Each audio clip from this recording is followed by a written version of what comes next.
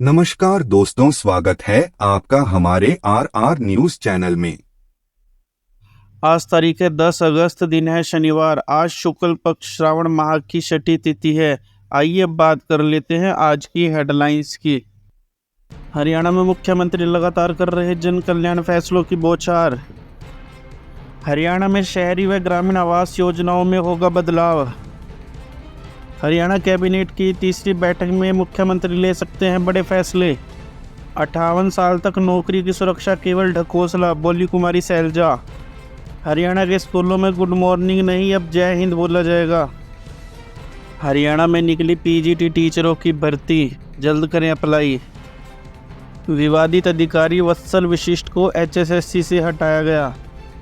हरियाणा में मुख्यमंत्री की बड़ी घोषणा, 500 रुपये में मिलेगा सिलेंडर। अमन सहरावत ने ओलंपिक्स में जीता ब्रॉन्ज मेडल। ओलंपिक विजेता मनु भाकर और सरबजोत मिले मुख्यमंत्री नायब सैनी से। आज केरल के वायनाड का दौरा करेंगे प्रधानमंत्री नरेंद्र मोदी। SC/ST एक्ट पर प्रधानमंत्री नरेंद्र मोदी ने जताया आश्वासन। हरियाणा में बिजली बिल अब हिंदी में भी होगा उपलब्ध। किसानों को दिल्ली कूच रोकने वाले पुलिस अधिकारियों को नहीं मिलेगा पदक। हरियाणा सरकार ने विभागों से मांगे ग्रुप A व B के खाली पदों का ब्यौरा। हरियाणा के मुख्यमंत्री नायब सिंह सैनी ने आने वाले दिनों में जन कल्याण के कई अहम फैसले लेने का संकेत दिया है। लोकसभा चुनाव के बाद आचार संहिता खत्म होते ही उन्होंने 1 दर्जन से अधिक योजनाएं लागू की है। चंडीगढ़ में पत्रकारों से चर्चा के दौरान सैनी ने कहा कि उनका जीवन प्रदेश की जनता को समर्पित है और आगे भी जनहित के लिए महत्वपूर्ण कदम उठाएंगे। मुख्यमंत्री नायब सिंह सैनी ने शहरी और ग्रामीण आवास योजनाओं में संशोधन की घोषणा की है। नए नियमों के तहत ग्रामीण क्षेत्रों में 1.80 लाख रुपए तक आय वाले गरीबों को 100 गज और महाग्रामों में 50 गज और शहरों में 30 गज के प्लॉट दिए जाएंगे। 1 लाख रुपए की राशि 3 साल में किस्तों में अदा करनी होगी।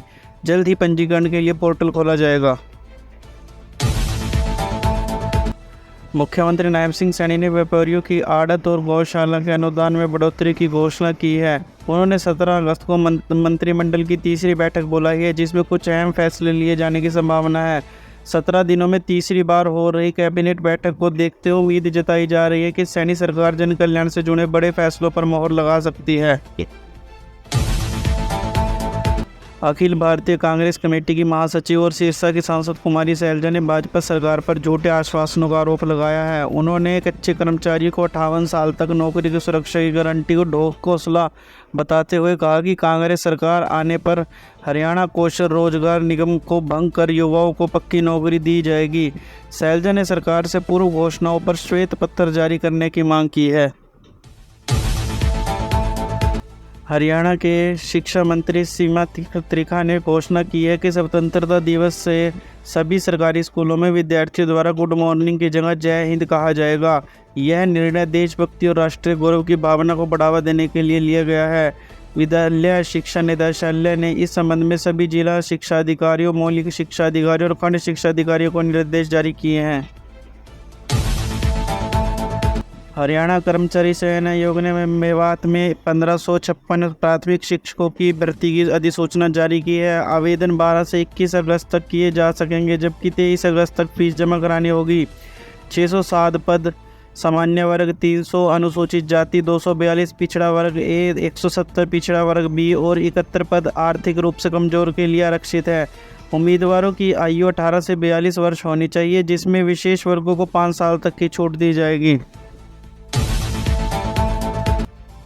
विवादित HCS अधिकारी वत्सल वशिष्ठ, जिन्हें गुरुवार को हरियाणा कर्मचारी चयन आयोग में OSD नियुक्त किया गया था, को शुक्रवार को पद से हटा दिया गया। कांग्रेस नेता रणदीप सिंह सुरजेवाला ने उनकी तैनाती पर सवाल उठाए थे। वत्सल, जो HCS भर्ती घोटाले में चार्जशीटेड है, की नियुक्ति पर सोशल मीडिया पर भी बहस बिछड़ी। उनकी जगह 2016 बैच के HCS अधिकारी शंभू को नया OSD नियुक्त किया गया है। हरियाणा के मुख्यमंत्री नायब सिंह सैनी ने हरियाली तीज के अवसर पर 46 लाख परिवारों के लिए गैस सिलेंडर की कीमत 500 रुपये करने का ऐलान किया है। इस योजना का लाभ 1.80 लाख रुपए से कम आय वाले परिवारों और प्रधानमंत्री उज्ज्वला योजना के तहत 12 लाख लाभार्थी बहनों को मिलेगा। सैनी ने इसे तीज के पावन अवसर पर महिलाओं के लिए बड़ी सौगात बताया। भारतीय पहलवान अमन सेहरावत ने पेरिस ओलंपिक 2024 में 57 किलोग्राम भार वर्ग में ब्रॉन्ज मेडल जीतकर भारत को छठा मेडल दिलाया। उन्होंने पोर्टो रिको के डायरियान ट्रोपो क्रूज को 13-5 से हराकर शानदार जीत दर्ज की। विनेश फोगाट के मेडल से चूकने के बाद लग रहा था कि भारत कुश्ती में खाली हाथ लौटेगा, लेकिन अमन के दमदार प्रदर्शन ने भारत को सम्मानजनक स्थिति में रखा।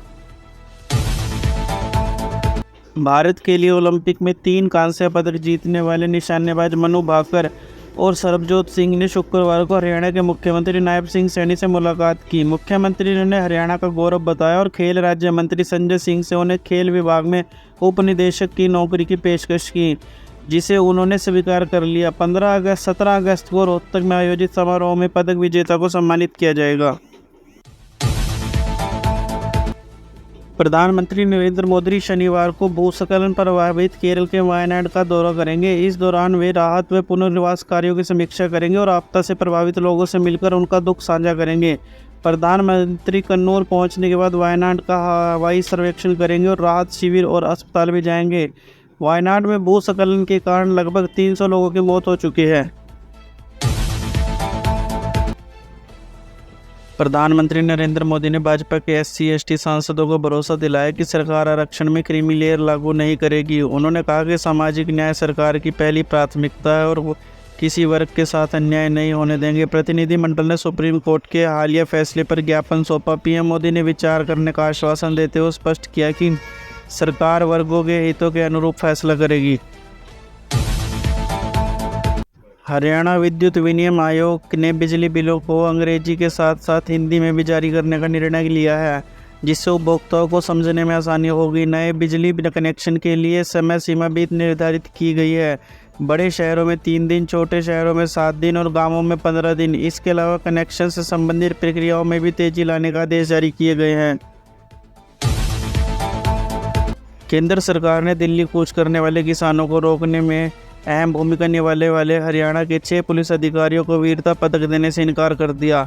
तकनीकी कारणों से इन अधिकारियों के नाम वापस भेज दिए गए। एक जनहित याचिका के बाद जिसमें बल प्रयोग का आरोप था, सरकार ने हाईकोर्ट को सूचित किया कि इन अधिकारियों को पदक नहीं मिलेगा।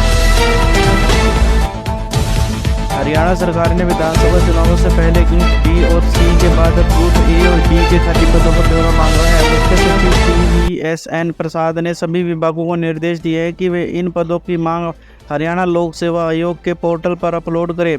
भर्ती प्रक्रिया में तेजी लाने के लिए अब केवल ऑनलाइन फॉर्म स्वीकार किए जाएंगे, जिससे भर्ती में देरी न हो।